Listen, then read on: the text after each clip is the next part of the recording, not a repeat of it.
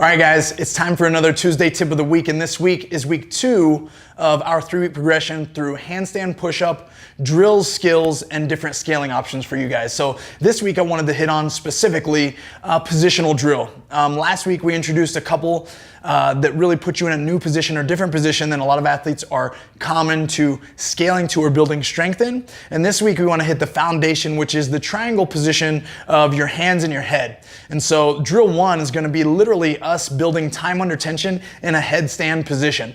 So what you'll do is you'll want your hands just outside of shoulder width and your head about 4 to 5 inches in front of where your hands are and clearly directly in the middle of them. This is going to create a good base of support for us, and that's always going to be our goal to return to even as we do handstand push-ups against the wall. Now in the source of competition, you want to do what is easiest for you, so if closer is better and head and hands and closer to a straight line is better, that's okay.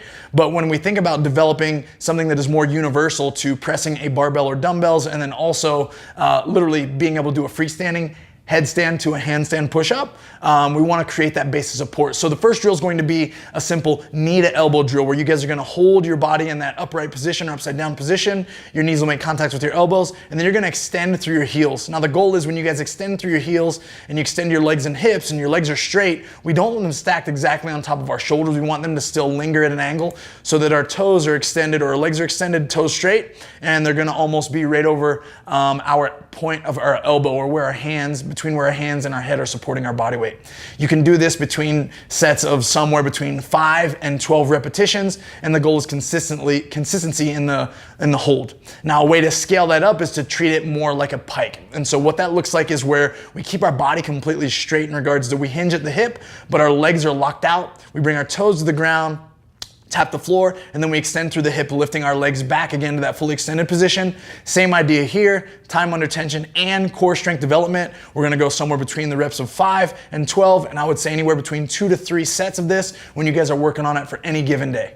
All right, guys, and drill 2 is literally a handstand push-up under eccentric load. So a lot of you guys are aware that as we control our body weight down from the extended position, this is where we build the majority of the strength and create most of the muscle damage. And so what we want to do this week is utilize the wall, get into the extended position of a handstand hold, and literally I want you to accumulate somewhere between 3 and 6 seconds from descending your head all the way to the ground. Now the goal is when you guys reach the ground that you either kip back to the extended position or you simply drop down from the wall, get back into that reset position, and then go back into another eccentric count of somewhere between 3 to 6 seconds for each particular repetition. Now, when you program this for yourself, this can range anywhere from 2 to 3 repetitions all the way up towards 8 to 10. I would say it's somewhere in the middle of those where most of you are gonna find good change and time under tension that will allow you to feel like you're reaching maximal fatigue, but still able to create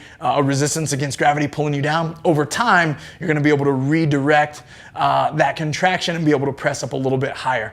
There's also a variation where we can add distance traveled to the eccentric handstand push-up, and that'll look like you guys placing 2 to 4 inches of plates or even more under your hands so that we have to travel a greater distance, therefore increasing a greater range of motion through strength.